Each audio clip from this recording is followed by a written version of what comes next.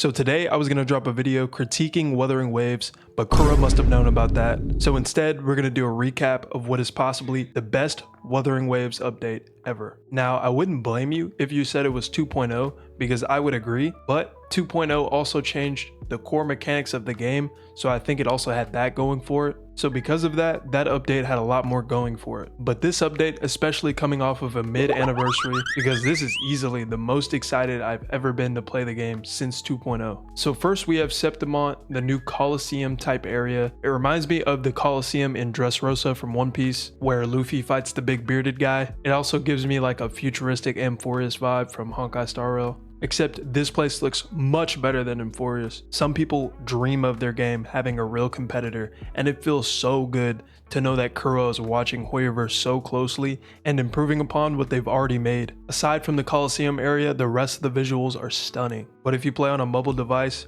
rest in peace, your storage. We also have some new echoes in what seems to be Pokemon battles. Kuro is already one step ahead of Hoyoverse, who's making their Pokemon game right now. I would say don't have your expectations too high for that yet, because I'm not sure if it's Pokemon battles, but it could be. We're also getting 2 new main story quests. I'm not sure if that's ever happened in the history of this game.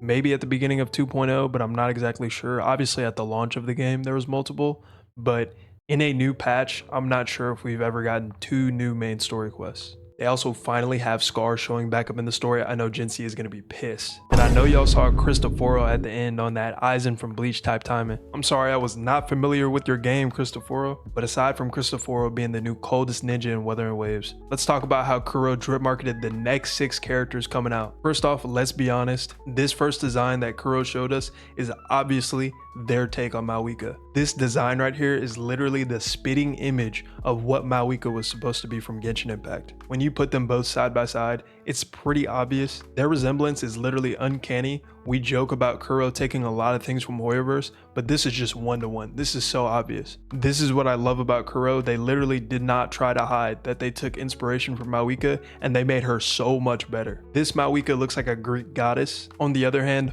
Hoyoverse Mawika looks like she promotes her OnlyFans on popular tweets. I'm gonna give Kuro Mawika a 9 out of 10. First we had the sun, now we had the moon. I really love the contrast between these two, the colors, the sword and shield. I also feel like these characters may have taken a little bit of inspiration from Pokemon, but I may be tripping on that. But even though this is my least favorite design out of the 6, she still looks incredible, and I'll probably try to pull for her anyways. I'm gonna give Moon Girl a 7 out of 10. And next, it's pretty obvious this is gonna be the 2.5 character, Frolova. She's been in the story since the beginning. We've literally known about her since before this game came out, and I'm so excited to get her. I'm assuming that this is going to be the 2.5 character. I feel like Frolova is what Camellia wishes she was. Frolova looks crazy, but she looks like she has it all together at the same time. I love her design. She's getting a 9.5 out of 10 from me. Next, we finally have another dude. He looks like he could be related to Jianshin. I actually really hope that's the connection. I'm getting a strong Jianshin vibe from him. I'm not really sure what weapon he's going to use, so I'd probably have to go with Gauntlets because that's what Jianshin uses. Yeah, the more I look at him, he just looks like Jianshin's older brother, so he's going to get an 8 out of 10 from me. Now, this next character looks straight out of PGR. I've never even played that game, but this character screams that game to me.